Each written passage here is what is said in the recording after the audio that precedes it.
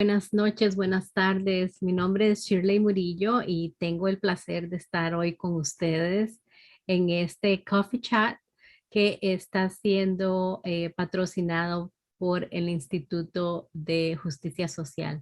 My name is Shirley Murillo. I'm so glad to be with you guys this evening.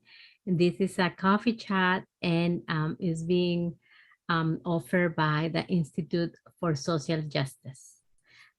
The topic that I'm going to cover is herencia hispana y quiero conversar con ustedes un poquito acerca de qué significa la herencia hispana y de alguna forma contribuir con mi humilde punto de vista en cuanto a esta celebración tan hermosa. De nuevo, mi nombre es Shirley Murillo y es un placer estar con ustedes en este coffee chat.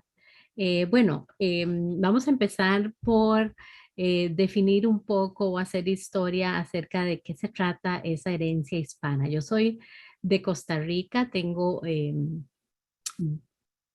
bastante tiempo de estar aquí en los Estados Unidos y emigré en 1990 con mi esposo y aquí nos establecimos. Entonces, pues me siento muy orgullosa de ser parte de esta cultura hispana y voy a entonces a trabajar con ustedes un poquito con relación a este tema.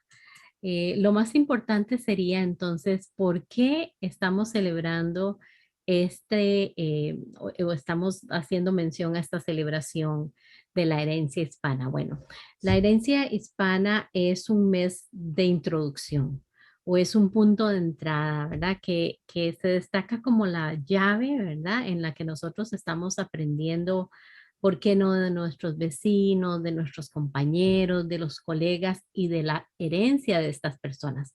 En el mes de la herencia hispana, ¿verdad? También podemos tener la oportunidad de crear comunidad, de crear esa comunidad latina y reforzar no solamente los logros que hemos alcanzado como comunidad, pero también extenderlo más allá de esa comunidad y recordar que todos somos estadounidenses, que todos tenemos esa bendición, esa dicha de estar viviendo en los Estados Unidos y haciendo comunidad acá, pero como dije anteriormente, resaltando esos logros que hemos podido alcanzar como comunidad.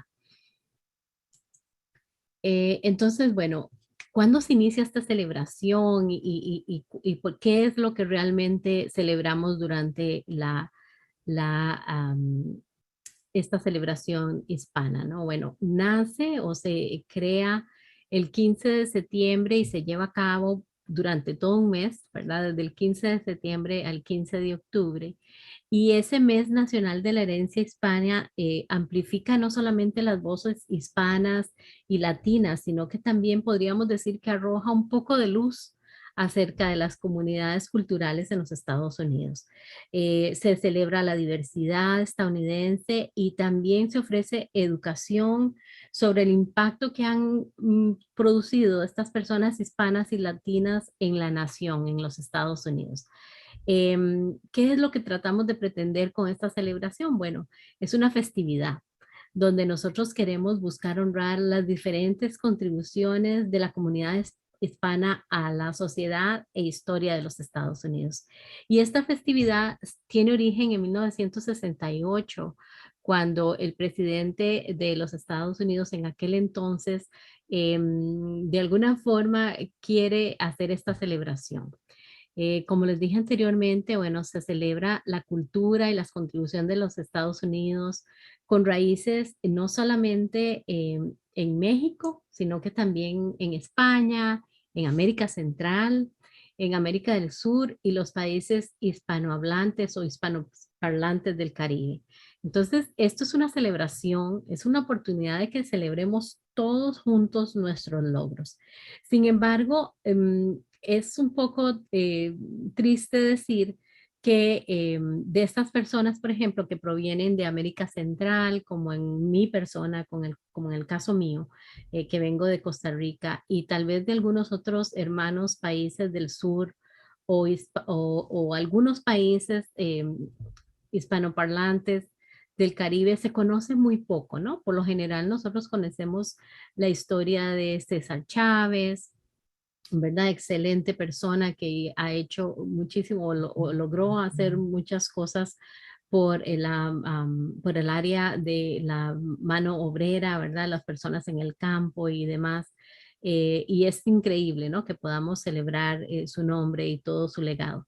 Sin embargo, a mí me gustaría como ampliar un poquito, ¿verdad? Esas voces de otras personas que provienen de otros lugares de Latinoamérica y de los países del Caribe, eh, para que también celebremos los logros y las contribuciones de estas personas.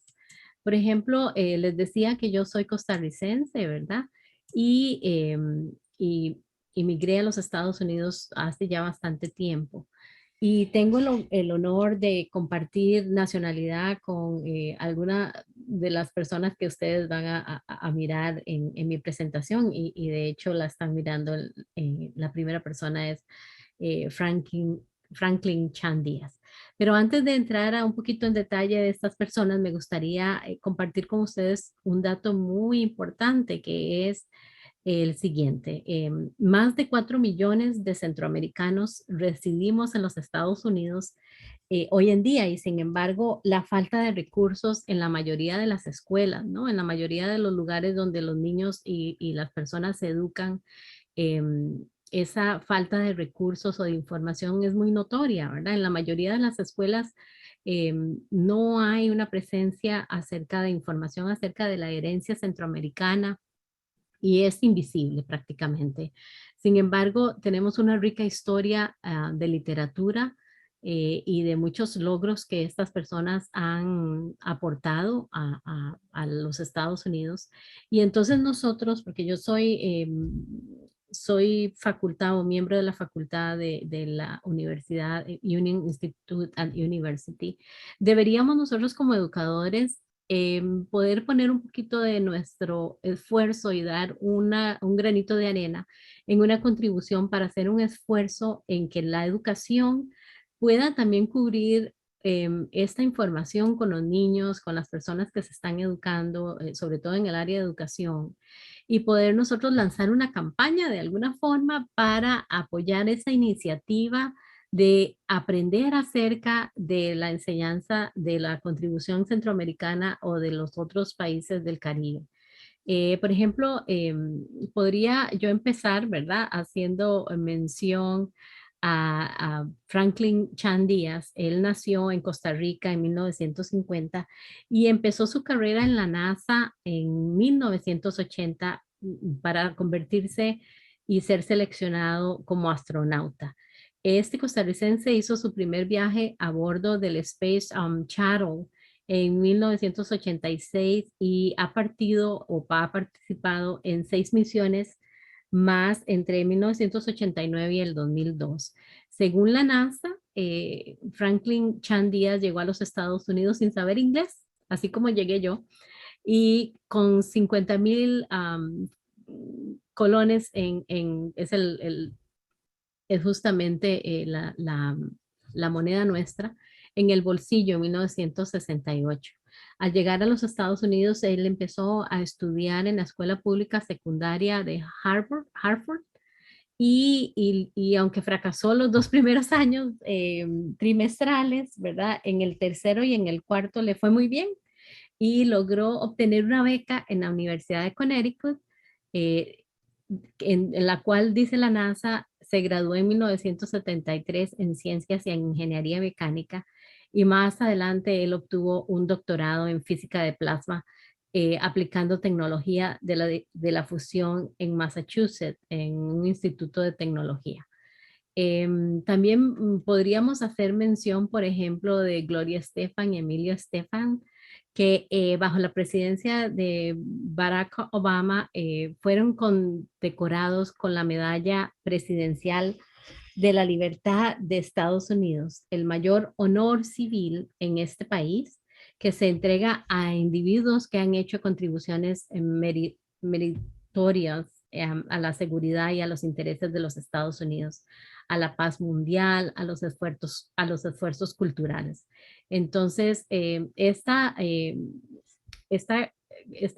condecoración que se les otorgó a Gloria y Emilio Estefan, que son cubanos, americanos, músicos, iniciaron en Miami Sound Machine. Según la Casa Blanca, perdón, fue una gran contribución a los intereses y a la seguridad de los Estados Unidos. También tenemos a Rigoberta Menchú, que fue Premio Nobel de la Paz, importantísimo, ¿verdad? Sobre todo en este caos en que estaba viviendo el mundo. Ella fue, se le otorgó este Premio Nobel de la Paz.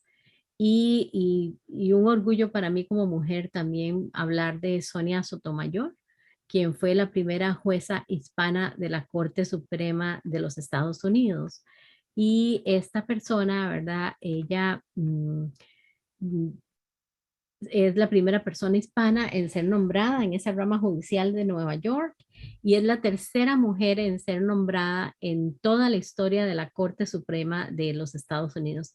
Ella es hija de padres puertorriqueños que se mudaron a los Estados Unidos más o menos en la década de 1940. Luego podríamos hablar de Rubén Darío, un poeta nicaragüense, ¿verdad? ¿Cuántos no hemos escuchado poemas de Rubén Darío? Y Oscar Romero, ¿verdad? Un arzobispo de El Salvador que fue asesinado lamentablemente, ¿verdad? Por estar en favor de la clase oprimida en El Salvador y por estar opuesto al gobierno, luchando por las injusticias que se estaban cometiendo en El Salvador en ese momento. También tenemos, por ejemplo, a Manuel Elkin Patarroyo, que fue un contribuidor en cuanto a las vacunas contra la malaria, hoy por hoy con la situación de COVID, ¿no? Cómo le agradecemos a todas esas personas que se han esforzado por mantenernos protegidos y por hacer un cambio en que todas las personas tengamos acceso a la parte médica, a la cobertura médica y sobre todo mantenernos saludables. Entonces, Manuel Elkin Patarroyo, su contribución fue con la vacuna contra la malaria y obviamente pues eso, estos logros, ¿verdad? Se van acumulando y van trayendo ese desenlace de cadena en poder, por ejemplo, en la ciencia, haber acumulado información, experiencia para desarrollar luego investigaciones como las que tal vez se pudieron realizar cuando estuvimos enfrentando la terrible situación del COVID. También me gustaría, por ejemplo, hablar de Jorge Ramos, ¿verdad? Un mexicano, una de las 100 personas más influyentes en el mundo en el área del periodismo.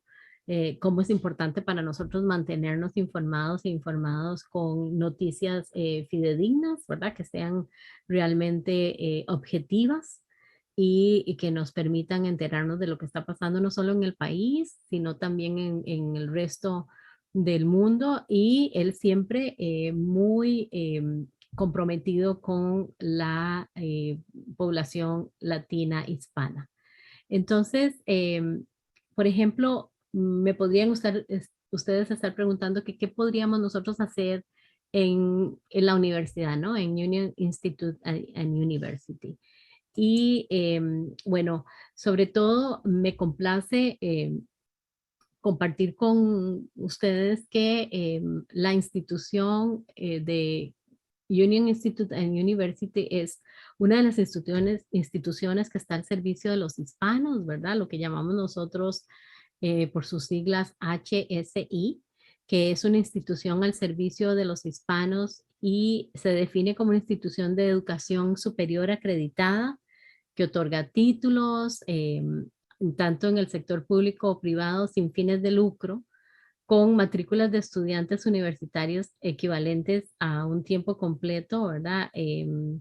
O sea, menos de un 25% es latino o es hispano y es la única universidad en Ohio dentro de las 18 universidades en el medio oeste que son Illinois, Indiana, Kansas, Michigan, Minnesota, Missouri, Nebraska, Dakota del Norte, Ohio, Dakota del Sur y Wisconsin. Y nuestros estudiantes representan un 31% de nuestra matrícula y eso se dio en el 2019. Entonces, podríamos nosotros mencionar, ¿verdad? Que el 31% de nuestros estudiantes son hispanos y tienen la posibilidad de superarse en educación gracias a nuestra institución. Pero, ¿qué podríamos nosotros entonces, sabiendo que tenemos estudiantes hispanos? Bueno, lo primero que nada, quisiéramos nosotros compartir información. Información para poder ayudar a estos estudiantes y poder nosotros intentar ayudarlos para construir, primero que nada, redes sólidas y plataformas sólidas en donde nuestros estudiantes se puedan apoyar y que todos estos estudiantes de diferentes orígenes tengan las mismas oportunidades de ayuda en diferentes áreas. Por ejemplo, podríamos mencionar la parte financiera, que es una de las partes, hablando de justicia social y cambio social, ¿no? Que necesitamos nosotros trabajar fuerte para cerrar esa brecha. Y podemos hacerlo con contribuciones tan simples, por ejemplo, como proveer a los estudiantes de color, ¿verdad? Alguna información acerca de las becas mm, que existen y por las cuales ellos podrían aplicar y que pudieran también averiguarse si ellos califican, ¿no? Como por ejemplo presentar una solicitud, cómo poder llenar esa solicitud, en dónde se encuentran esos recursos y dónde podemos encontrar recursos adicionales. Algunas ayudas financieras, por ejemplo, que tal vez muchas personas no conocen, es que dentro de las becas y ayudas financieras de los estudiantes hispanos y latinos existen, por ejemplo, becas para mujeres latinas e hispanas, becas para estudiantes de primera generación, becas para trabajadores migrantes y niños, migrantes con sus niños, ¿verdad? Becas para estudiantes hispanos y latinos. Y también hay becas para poder cubrir cuidado de niño para familias latinas, hispanas y de bajos recursos. Y yo estaría más que feliz de proporcionar el link de esos recursos que están a disposición para la gente o nuestra comunidad hispana. Pero sobre todo hay algo muy importante que nosotros deberíamos de considerar, sobre todo en nuestra posición de maestros en instituciones de educación tanto secundaria como de alta educación, ¿verdad? Y es la situación de los problemas de salud mental que enfrentan nuestros estudiantes, sobre todo nuestros estudiantes hispanos y latinos, porque entre más nosotros nos vamos dando cuenta y vamos sirviendo a esta área de estudiantes, nos vamos dando vamos recopilando más información y nos vamos dando cuenta de que ellos están día a día enfrentándose con algunas barreras que estarían limitando su atención para poder concentrarse en los estudios, para alcanzar sus metas y deberíamos entonces nosotros de encontrar los recursos y el apoyo para poder ayudarlos a de alguna forma poder evadir o poder sobrepasar estas, estas situaciones de salud mental. Nos damos cuenta entonces, por ejemplo, que en esa situación mental las personas van a tener un poquito más de problemas. ¿Por qué? Porque em, necesitamos entonces nosotros poder ayudarles en esa situación de salud mental. Algunas veces los estudiantes, por ejemplo, no se abren al profesor o al instructor por temor a que sean percibidos desde un punto de vista de falta de, ¿verdad? Cuando realmente cuando nosotros pedimos ayuda, más bien estamos compartiendo y estamos exteriorizando nuestras fortalezas en poder de alguna forma decirle a las otras personas que necesitamos ayuda, pero no nos estamos dando por vencidos. Y eso en algunas situaciones se percibe como como tener una debilidad, cuando deberíamos nosotros de percibirlo como tener una fortaleza, porque estamos tratando de sobrellevar todos esos obstáculos y de no darnos por vencidos. Entonces, por ejemplo, una encuesta nacional en Administración de Servicios de Salud Mental y Abuso de Sustancias muestra algunos casos de trastornos de salud mental que están aumentando justamente en esta edad de los hispanos entre los 18 y los 49 años de edad. Sin embargo, solo el 34% de los adultos latinos están recibiendo tratamiento, en comparación con el 45% del promedio nacional. Las condiciones de salud mental de los hispanos se derivan de los muchos factores estresantes que esta población está enfrentando.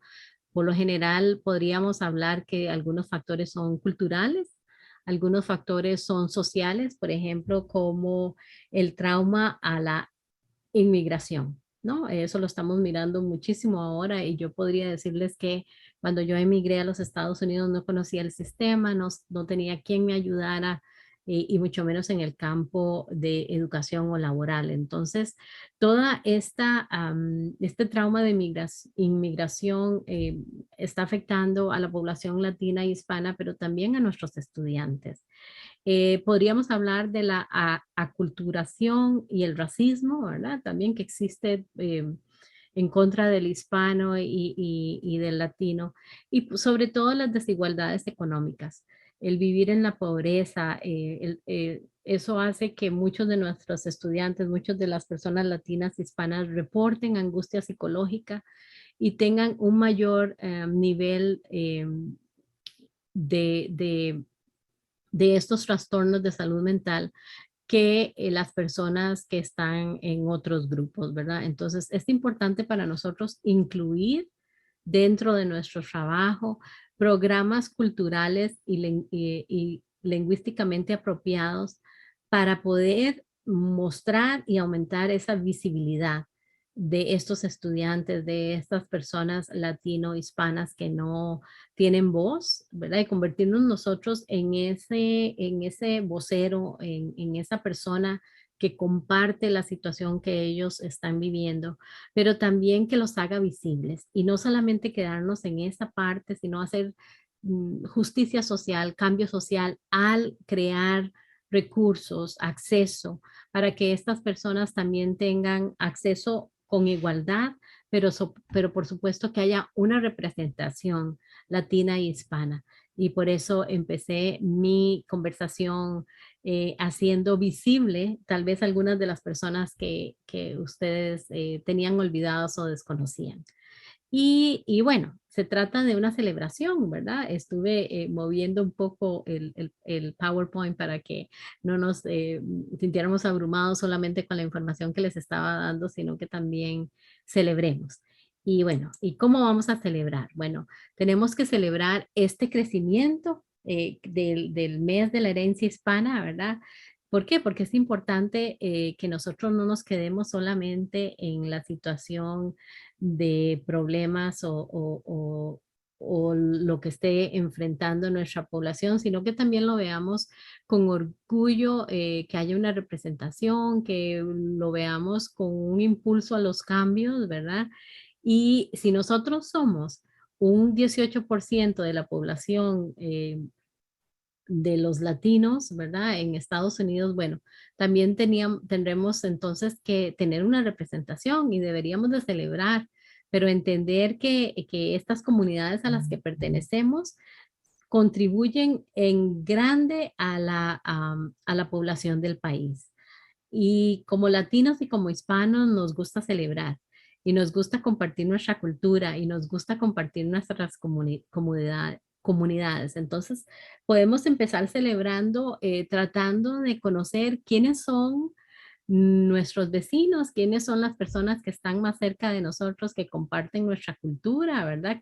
Quiénes están en esos barrios, quiénes están en esas comunidades cercanas a las nuestras y nos vamos a dar cuenta posiblemente y vamos a descubrir que tenemos más cosas en común que las que pensamos, ¿no? Entonces es importante que nosotros nos convirtamos en expertos en cuanto a la herencia hispana y que a pesar de reconocer los problemas que puedan existir, también hagamos un reconocimiento al aporte que hemos estado haciendo a los Estados Unidos y que no solo lo celebremos ese mes de la herencia hispana, sino que lo celebremos todo el año y siempre, ¿verdad? Y que empecemos entonces nosotros a compartir y a ayudar a nuestros compatriotas, a nuestra cultura, a nuestra herencia latina e hispana. ¿Cómo? Ayudando al pequeño empresario, yendo a los restaurantes de los pequeños empresarios, comer y degustar la comida que ellos preparan, celebrar el arte, celebrar la música, celebrar todo lo que tenga que ver con una representación digna como hispanos.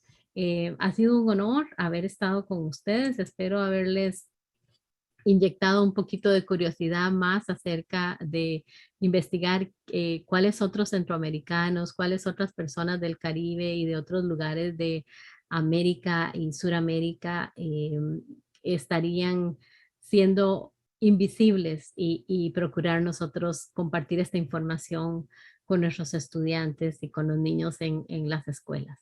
Un placer, mi nombre de nuevo, Shirley Murillo, y este fue una conversación de café ofrecida por el Instituto Social de Justicia. Gracias again. My name is Shirley Murillo. It was a pleasure to be with you, sharing this chat and coffee, right? And so many thanks to the Institute for Social Justice for giving us the opportunity to talk about this important and and grateful information. Thank you.